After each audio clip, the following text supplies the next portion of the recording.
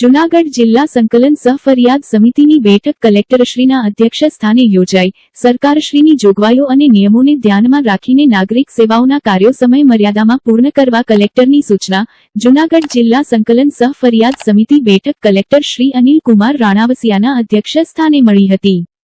આ બેઠકમાં જિલ્લા પંચાયતના પ્રમુખ શ્રી હરેશભાઈ ઠુમર, માંગરોળના ધારાસભ્ય શ્રી ભગવાનજીભાઈ કરકિયા, કેશોદના ધારાસભ્ય શ્રી દેવાભાઈ માલમ, વિસાવદર બેઠક પરથી તાજેતરમાં ચૂંટાયેલા ધારાસભ્ય શ્રી ગોપાલભાઈ ઇટાલિયા ઉપસ્થિત રહ્યા હતા। તેઓએ રજૂ કરેલા ગ્રામ્ય વિસ્તારના લોકોના વિવિધ પ્રશ્નો અને તેના નિરાકરણ માટે ચર્ચા કરવામાં આવી હતી। કલેક્ટરશ્રીએ સંબંધિત અમલીકરણ અધિકારીઓને નાગરિક સેવાઓ અને લોક સેવાઓના કાર્યો સરકારશ્રીની જોગવાઈઓ નિયમો પ્રમાણે સમય મર્યાદામાં થાય તે માટે સૂચના આપવામાં આવી હતી। ગામ લોકોને તમામ માહિતી મળી રહે તે સૂચનને આવકારી જરૂરી સૂચના આપવામાં આવી હતી। હાલ ચોમાસાની સિઝનમાં રસ્તા મરામત કામગીરીને અગ્રતા આપવા ઝુંબેશ યથાવત રાખવા જણાવવામાં આવ્યું હતું। માંગરોળ નગરપાલિકાના પ્રમુખની દરખાસ્તને ધ્યાનમાં લઈ ડમ્પિંગ સાઇટ માટે જરૂરી કાર્યવાહી કરવા માર્ગદર્શન આપવામાં આવ્યું હતું। આ બેઠકમાં એસ.પી. જિલ્લા વિકાસ અધિકારી શ્રી, પ્રાંત અધિકારીઓ અને જિલ્લાના અમલીકરણ અધિકારીઓ ઉપસ્થિત રહ્યા હતા। કેન્દ્રીય કૃષિ મંત્રી શ્રી શિવરાજસિંહ ચૌહાણે માણેકવાડામાં ખેડૂતો સાથે મુલાકાત કરી। મંત્રીશ્રીએ ખેડૂતો સાથે સંવાદ કર્યો। જૂનાગઢ, તારીખ 19 જુલાઈ। કેન્દ્રીય કૃષિ, ખેડૂત કલ્યાણ અને ગ્રામીણ વિકાસ મંત્રાલયના મંત્રી શ્રી શિવરાજસિંહ ચૌહાણે આજરોજ તા 9 જુલાઈના રોજ જૂનાગઢ અને ગીર સોમનાથ જિલ્લાના પ્રવાસે હતા। કેન્દ્રીય મંત્રીશ્રીએ કેશોદ તાલુકાના માણેકવાડા ખાતે પ્રગતિશીલ ખેડૂત શ્રી વાલાભાઈ લખમણભાઈ ડાંગરના ખેતરની મુલાકાત લીધી હતી। તેમજ પ્રજનક બીજ ઉત્પાદન મગફળીની ગિરનાર 4 પ્રજાતિના વાવેતર, ઉછેર વિશે માહિતી મેળવી હતી। આ ઉપરાંત કેન્દ્રીય મંત્રીશ્રીએ આજુબાજુના ગામડાના ખેડૂતો સાથે સંવાદ કર્યો હતો અને તેમના અભિપ્રાયો મેળવ્યા હતા। તેમજ બાઇકમાં સ્પ્રે ફોમથી દવા છાંટવાની અને ડ્રોનથી દવા છાંટવાની પદ્ધતિનું લાઇવ ડેમોન્સ્ટ્રેશન કરવામાં આવ્યું હતું।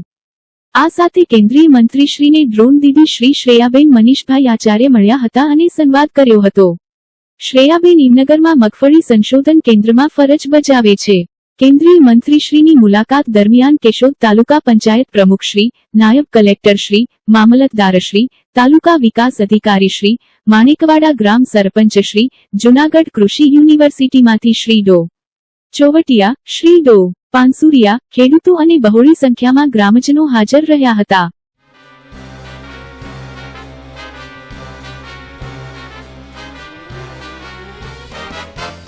को ध्यान में रखते हुए माननीय मंत्री जी ने चर्चाओं के दौरान ये पाया कि जिस तरह से हम अनुसंधान करते हैं और किसान की किस तरह की आवश्यकता है, जो इन्होंने फील्ड में जाके किसानों से वार्तालाप में पाया, तो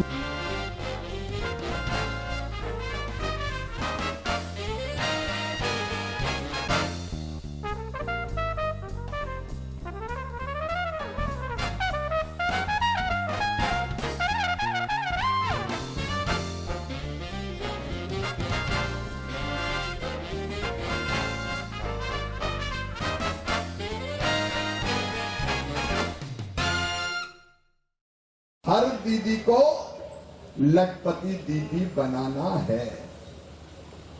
कोई बहन गरीब क्यों रहे, किसी की आंखों में आंसू क्यों ना हो, आंखों में आंसू क्यों हो, थोड़े से पैसे के लिए हाथ क्यों फैलाना पड़े। और इसलिए संकल्प है कि भारत की धरती पर कोई भी बहन गरीब नहीं रहेगी, कम से कम लखपति दीदी तो बनाना ही है। प्रधानमंत्री जी का जो संकल्प, इतनी आर्थिक गतिविधियां करें बहनों में कोई कमी है क्या? नारी तू नारायणी, गांव की बहनों ने यह सिद्ध कर दिया है। अपनी दीदियों से यही कह रहा हूं कि हिम्मत से आगे बढ़ती रहो। दीदियां नया इतिहास रच रही है और देश के प्रधानमंत्री नरेंद्र मोदी जी आपके साथ खड़े हैं और अब तो इस विभाग का मंत्री मैं हूं, तो मामा भी आपके साथ ही खड़ा है। चिंता मत, लागत के ठीक दाम देना है। मुझे कहते हुए संतोष है कि मूंगफली को हमने मिनिमम समर्थन प्राइस घोषित भी की और खरीदने का भी काम किया। आगे भी किसानों के साथ हम खड़े। भगवान ना करे कभी फसल में नुकसान हो जाए, तो नुकसान की भरपाई भी करना, उसके लिए फसल बीमा योजना जैसी योजनाएं हमारे पास है। और कृषि का विविधीकरण, डाइवर्सिफिकेशन भी जरूरी है।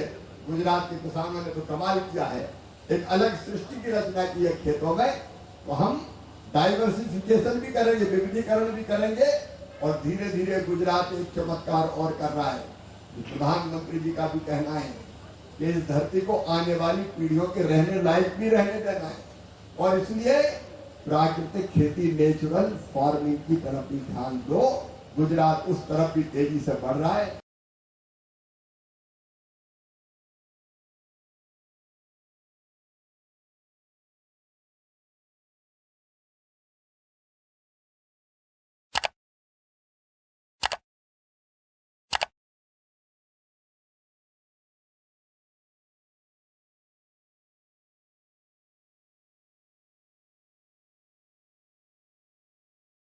વડાપ્રધાન નરેન્દ્રભાઈ મોદીના નેતૃત્વમાં સરકાર ખેડૂતોની સાથે ઊભી છે.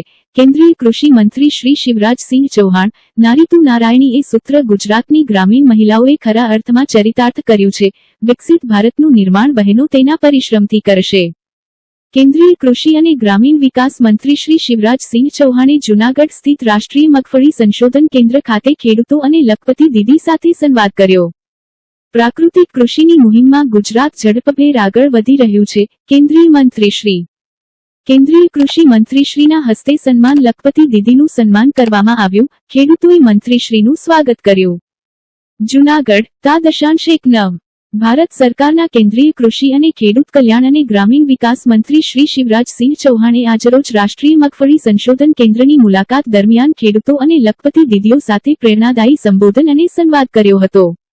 મંત્રીશ્રીએ રાષ્ટ્રીય મગફળી સંશોધન કેન્દ્રની આ મુલાકાત દરમિયાન સંબોધન કરતા જણાવ્યું હતું કે વડાપ્રધાન શ્રી નરેન્દ્રભાઈ મોદીનો સંકલ્પ દેશની દરેક દીદીને લખપતિ બનાવવાનો છે.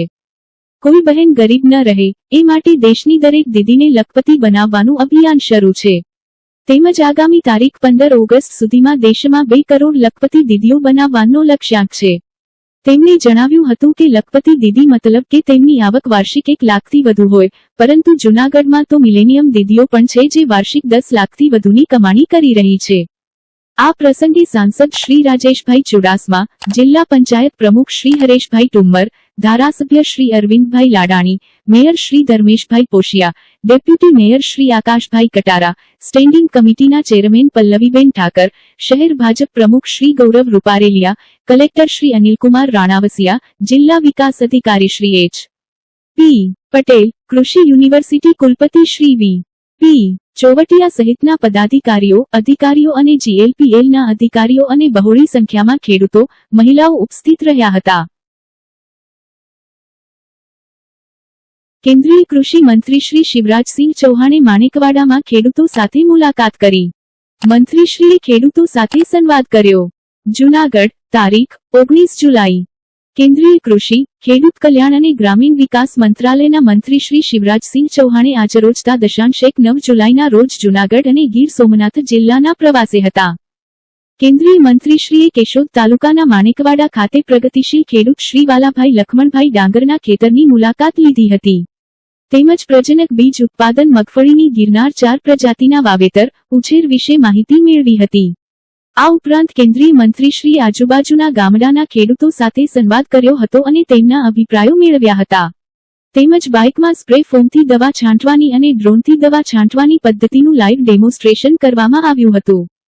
આ સાથે કેન્દ્રીય મંત્રીશ્રીને ડ્રોન દીદી શ્રી શ્રેયાબેન મનીષભાઈ આચાર્ય મળ્યા હતા અને સંવાદ કર્યો હતો. શ્રેયાબેન ઈમનગરમાં મગફળી સંશોધન કેન્દ્રમાં ફરજ બજાવે છે. કેન્દ્રીય મંત્રીશ્રીની મુલાકાત દરમિયાન કેશોદ તાલુકા પંચાયત પ્રમુખશ્રી, નાયબ કલેક્ટરશ્રી, મામલતદારશ્રી, તાલુકા વિકાસ અધિકારીશ્રી, માણેકવાડા ગ્રામ સરપંચશ્રી, જૂનાગઢ કૃષિ યુનિવર્સિટીમાંથી શ્રી ડો. ચોવટિયા, શ્રી ડો. પાનસુરિયા, ખેડૂતો અને બહોળી સંખ્યામાં ગ્રામજનો હાજર રહ્યા હતા.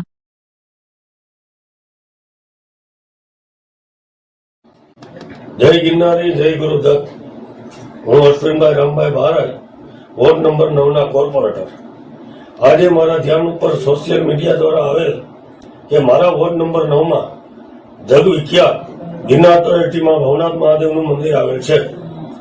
તે ભવનાથ મંદિરના મહંત તરીકે ચાલુ મહંતને ફરી પાછા નિયુક્ત થાય તેમાં વોર્ડ નંબર 9 ના ચારેય કોર્પોરેટરનું સમર્થન છે તેવું સોશિયલ મીડિયા અને પ્રેસ મીડિયા દ્વારા જાણવા મળે. આ બાબતે મારે સ્પષ્ટતા કરવાની કે આ વિષયમાં મારી સાથે કોઈ પણ કોર્પોરેટરે સંકલન કરેલ નથી. હું કોઈ પણને સમર્થન કે વિરોધ કરતો નથી. અમારા માટે બધા સંતો આદર્શ અને પૂજનીય છે, પણ લોકપ્રતિનિધિ હોવાથી સનાતન હિન્દુ સમાજના આગેવાનો મને મળવા આવેલા અને કહેલ કે ભવનાથ મંદિરના વિવાદથી અમારી લાગણી અને શ્રદ્ધાને ઠેસ પહોંચે છે.